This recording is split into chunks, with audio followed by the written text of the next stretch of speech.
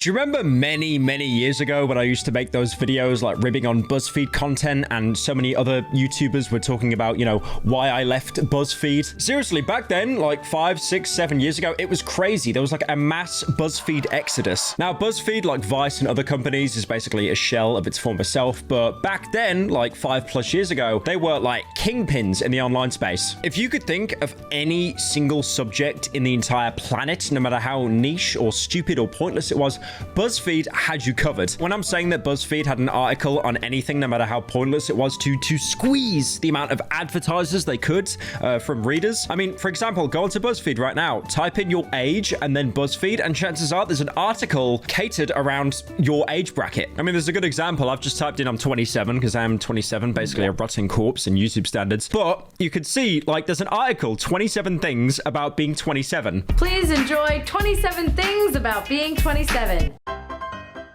Hangovers suck. And then going onto the website, because the article is like over 10 years old, nothing loads except what? The ads. But the reason why I'm doing this tangent about BuzzFeed right now is because we have the equivalent of a BuzzFeed exodus, but in car YouTube. Nowadays, as we know on YouTube, it's very commercialized. The scene is a lot more competitive. You know, 5 to 10 years ago, you could really just be sat in your bedroom talking about whatever. But now most people have some huge production team backing them to pump out content as much as possible. And we've seen this happen, unfortunately, time and time again, where YouTube channels, they focus more on profit than they do... Okay, if you can hear that, by the way, that's my dad lawn mowing outside. That is so loud. Dude, I thought that was like a fighter jet or something. That's so loud. All right, no, he's good. The problem is when your team expands, it inflates, pyro reference. Chances are there could be a possibility that you tend to become more profit obsessive over the quality of the content. Now, I know what everyone's going to say, right? Lol, you're talking about this when you have a channel that pumps out daily, sometimes twice a day, absolute slop that everyone will forget probably 30 minutes after they've watched it. Yes, I agree with you. But I still have the Darkwood video, so shut up. Quick update on the Darkwood video, by the way. It will be out in a month. We've got the animation team. They've done compositing. Editors working on it. Like it's... Ooh, it's gonna be good. But back to the point I was talking about. The problem is when a channel becomes too profit obsessive, you can really tell that they're trying to appease investors and advertisers more than the actual fan base that they've built up. And this can happen a lot when YouTubers are acquired by a bigger company, a bigger production company. I do want to say this is not every single channel out there that has, you know, partnered up with a production company. I'm not saying that they all fall off and their content goes to, you know, absolute... But at the same time, it's also really hard to deny that this happens a lot, like incredibly frequently, which is something that the car side of YouTube at the minute is really experiencing. Now, let me go back to BuzzFeed for a second because I think it's a great comparison here. When the great BuzzFeed exodus happened and 2 of every employee boarded Noah's Ark to escape the inevitable, they were people really that just worked at BuzzFeed or other media outlets that BuzzFeed owned. However, on the car side of YouTube, you have a lot of big production companies such as Donut Media, Hoonigan, and Car Throttle. They're all experiencing like a mass amount of creatives leaving their company. Now, I heard about this originally because Tin and Armstrong, who runs a channel called Auto T, actually uploaded a video, and the guy only has like 11,000 subscribers, which is great. But then you go on his channel and you see he's got a video with over 1 million views talking about why everyone is quitting big automotive YouTube channels. Now, I get it, like car content, automotive, it's kind of a niche. I'll be honest, I don't follow cars myself, but it's actually blown up that much with how bad this situation is that it's spilled out to like normie YouTube. Now, Auto T in this video explained how he was leaving his group, Donut Media, but also why so many other people have been leaving their groups in the past couple of months. He was even asked, apparently behind the scenes, to delay the release of this video because of the info that he was going to share. I received a phone call from someone influential in automotive media. It's a relatively small community and word gets around. I was told that multiple people were concerned about what I was planning to say. I was strongly encouraged to not release this video before other outlets had a chance to make certain announcements. Now, the video itself is really concise. It's only about 9 minutes long, and for watch time, what I could do is just do this and just play the entire video. Is in a bad place right now. tons of creators are leaving. I just give like no reaction, but I'll try to like briefly summarize it. He basically goes on to say that these companies are now relying on investors because they have incredibly tight profit margins. Because I imagine if you're flexing off like a huge car or something, like that can rack up a lot of price. It can become incredibly expensive incredibly quickly. I mean, a good example, right, is the main channel that I run. Like that is not profitable. I literally lose money every time I upload on there, especially with how much money I'm sinking into the latest video and paying for editors and stuff and how long these videos take to come out. It is not profitable for me, but that is why to subsidize, I have the Shluk channel. I do want to change that though. I do still think we're uploading way too infrequently on the main channel. I do want to start and try to aim for monthly videos. That would obviously mean scaling the videos back, not in quality, but in length. I mean, the Darkwood video at the minute is going to be around 10 hours long, but I kind of want to bring the videos back to the 2-hour mark. Like for example, the Fat Cry 3 video and the Cry of Fear video. I feel like that concise amount was perfect. And obviously it's much more achievable than trying to get a 10-hour video out every single month. Now, that little tangent aside, the main reason why having shareholders and investors involved in your company is it can go south is because even though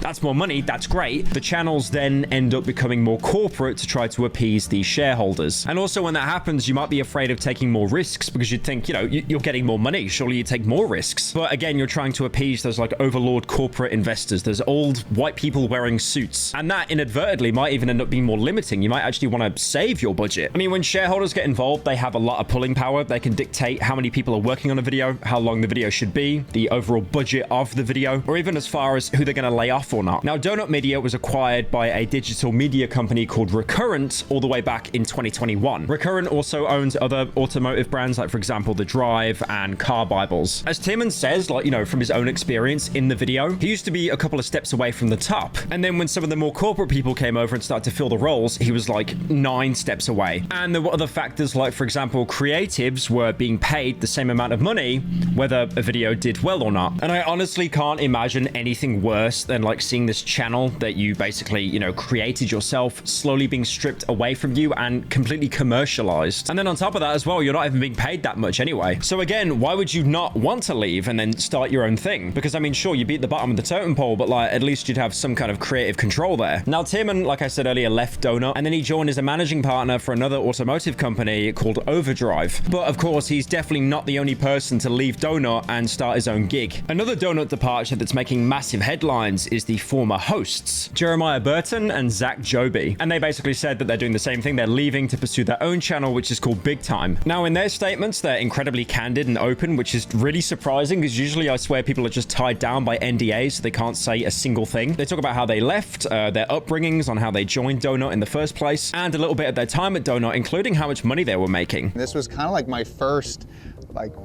really paying job in entertainment. Technically, yeah. I didn't get paid much. For those of you who think we make a lot of money, I started at Donut making $60,000. You know, Jeremiah just straight up says that he was making $60,000 when working for them. Now, 60K sounds great. Like that is life-changing money, except if you live in LA, which is where he was living. What's my hand like that? What the hell? Look at that. Ugh. Brother, ew.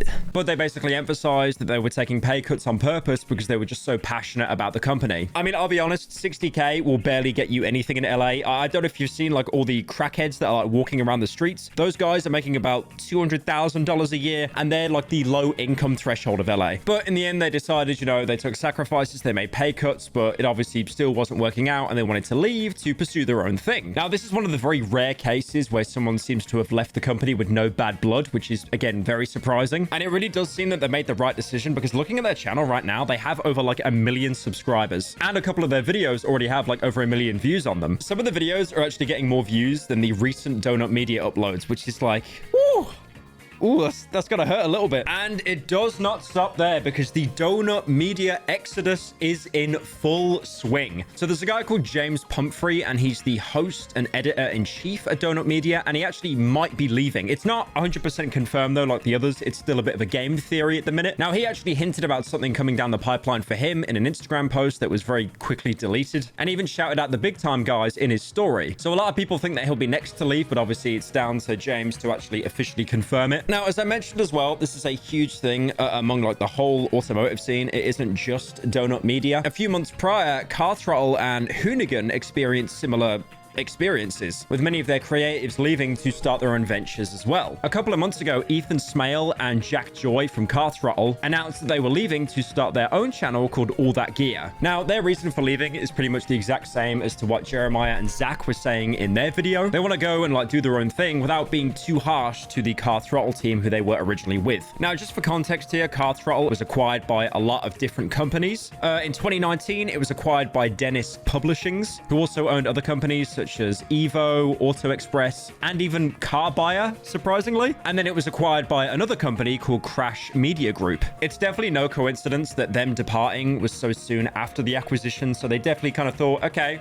you know what, it's been fun, it's been a blast, but I'm leaving now. Now, a month or so before that announcement, a few people actually departed from the Hoonigan channel as well. Although this had like a history of people leaving, like people called Alex Grimm and Danger Dan. Now, back in 2021, Hoonigan merged with Wheels Pro. And then in 2023, they were going to go under a huge rebranding. Not too long after, the head Hoonigan in charge, Ken Block, passed away, which apparently was because of a snowmobile accident. Now, one of the first people to announce their departure during this rebranding was Hurt Life. And he basically put out a statement saying that he's been working with the company for 10 years, but he's choosing to depart. And again, like so many other people I've talked about in this video, just seek his own ventures. And then a couple of months later, Vin and Natra also said that they were stepping down as well. Vin basically explained he wanted to give the corporate shot a route because, you know, he didn't really have like, I guess the fire. He did not have the fire inside him that he did when he was younger. But he also went on to say that the working environment just wasn't for him and he really needed to leave because of his mental health. But again, like so many people, he does want to clarify that even though he's leaving because of those reasons, he is not on bad terms with Hoonigan at all. And then obviously as more people leave, it starts this domino effect where even more people leave. So not too long after Vin's announcement, a lot of other members started to leave as well. Like for example, Mr. Zachary and Soupy Wedge Pornage. But it is interesting to note, if you look at Soupy's video, his was much more clear cut. And he said that he wasn't going to give like a sap story like everyone else. You guys have all seen that sappy goodbye stories from everybody else. I don't have that shit. But what I do have is a new shop. Which does make me think that some of these people might have actually left on bad terms, but because of like NDAs or maybe just, you know, general goodwill, they kind of don't want to slate the companies that they've been working with for so long. I mean, to be fair, this entire situation is a tale as old as time. You'll always have people leaving companies, like why I left Buzzfeed, why I left this YouTube channel, why I left Game Grumps. But I think it's interesting for this to happen in what I would personally say is more of a niche scene. I mean, I know the Slop channel, I just talk about like, you know, boring drama and stuff, but it was really interesting to look into this and see, you know, how an automotive scene actually had loads and loads of people leave. I do want to say as well, to anyone that's made it this far into the video and is not like a car head, I really appreciate it because I know this hasn't been like the most interesting video to watch. It's been very, I guess, more like informative because I wanted to make sure that I got everything right here instead of just being like, oh, car le bad, le drive. But again, I really do wish the best to everyone that left and they're starting their own channels because at the minute, for the most part, it seems they're really killing it. But yeah, what's the moral of today's video? Don't get a car. Be like me, pass your driving test at 18 and never get a car.